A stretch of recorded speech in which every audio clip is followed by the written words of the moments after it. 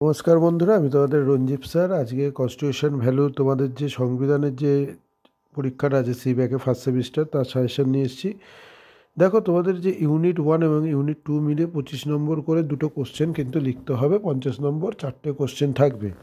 তোমাদের ভারতের সংবিধানের রচনা, গণপরিষদের ভূমিকা আলোচনা করো এবং ভারতের সংবিধানের বৈশিষ্ট্য, এই দুটো করলে কিন্তু তোমরা ইউনিট 1 থেকে একটা কোশ্চেন কমন পাবে। এবং তোমাদের কোশ্চেনটা কিন্তু শুধু একটা কোশ্চেন হবে না, দুটো কোশ্চেন কিন্তু মিলিয়ে 25 নম্বর হবে।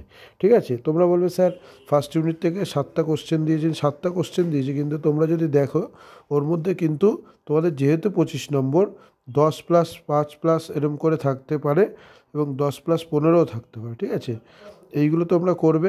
ভারতের সংবিধানের প্রস্তাবনায় উল্লেখিত ধর্মনিরপেক্ষ শব্দটি আলোচনা করো। এই কোশ্চেনটা খুব ইম্পর্টেন্ট কোশ্চেন। আর সংবিধানের অধিকারগুলি, মৌলিক অধিকারগুলি আলোচনা করো।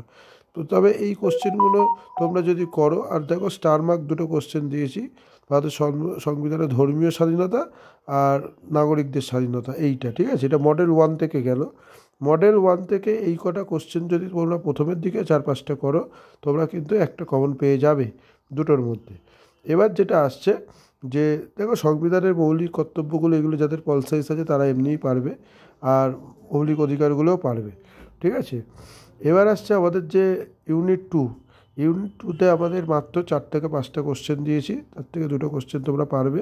ওই 4-5টা কোশ্চেন কিন্তু আমি সিঙ্গেল কোশ্চেন দিয়েছি, যে বড় কোশ্চেন হিসাবে দিইনি, ছোট ছোট 10-15 এরম করে দিয়েছি। দেখো, প্রথম কোশ্চেনটা খুব ইম্পর্টেন্ট কোশ্চেন, যেহেতু আগের বারে আমার সাজেশন পুরো মিলে গেছিলো, তোমরা দেখেছো কনস্টিটিউশন ভ্যালুতে।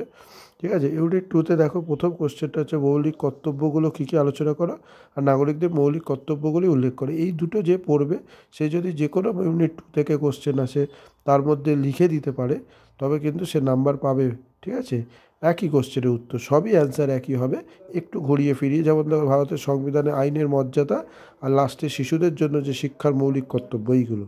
কারোর যদি কোনো অসুবিধা থাকে হোয়াটসঅ্যাপে যোগাযোগ করো। পিডিএফের জন্য হোয়াটসঅ্যাপে যোগাযোগ করো। অন্য অন্য সাবজেক্টেরও পিডিএফ আছে, 100% কমন আসবে, এটা আমি বলে দিলাম।